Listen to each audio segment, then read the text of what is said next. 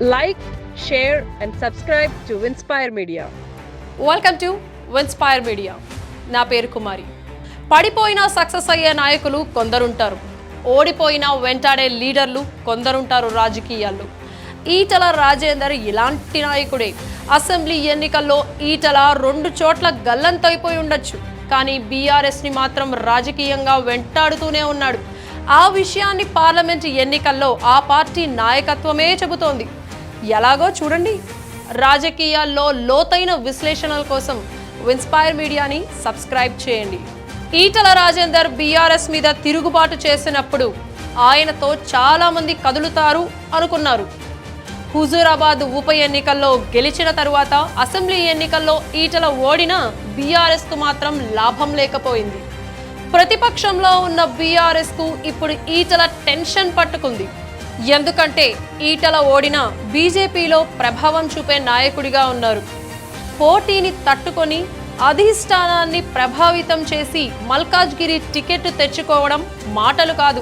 అంటే బీసీ నాయకుడిగా రాజేందర్ మాకు ఇంపార్టెంట్ అని బీజేపీ చెప్పినట్లుగా అనుకోవాలి.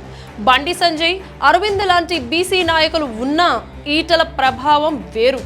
మల్కాజ్గిరిలో ఈటల బరిలో దిగిన తరువాత డిఫెన్స్లో బీఆర్ఎస్, మల్కాజ్గిరి గెలిచే అవకాశం ఎలాగూ లేదు.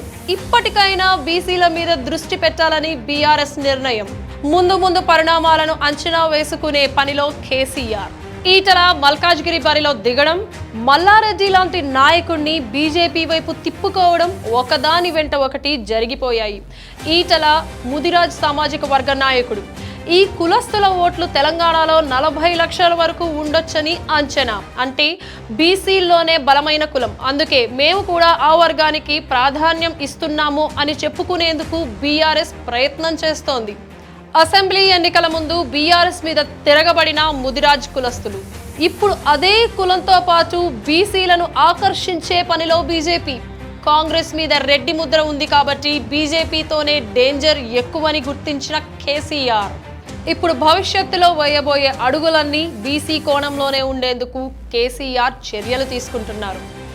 ఈటల తరహాలో మరో నాయకుడు ఫోకస్ కాకుండా చూసుకోవడంతో పాటు బీసీలు దూరం కాకుండా ఉండేందుకు బీఆర్ఎస్ వ్యూహ రచన చేస్తోంది. కానీ ఇదంత సులభం కాదు అనే అభిప్రాయం కూడా ఉంది. ఎందుకంటే బీఆర్ఎస్కి అధికారం లేదు. ఇటు బీజేపీ, అటు కాంగ్రెస్ గులాబీ పార్టీని నంజుకునేందుకు పోటీ పడుతున్నాయి. ఇలాంటి సమయంలో మరి కేసీఆర్ ఎంతవరకు బీసీలను ఆకట్టుకోగలరో చూడాలి. ఈటల ప్రభావం కేసీఆర్ని వెంటాడుతోందా? మీ అభిప్రాయాన్ని కమెంట్స్లో చెప్పండి. Thanks for watching Winspire media.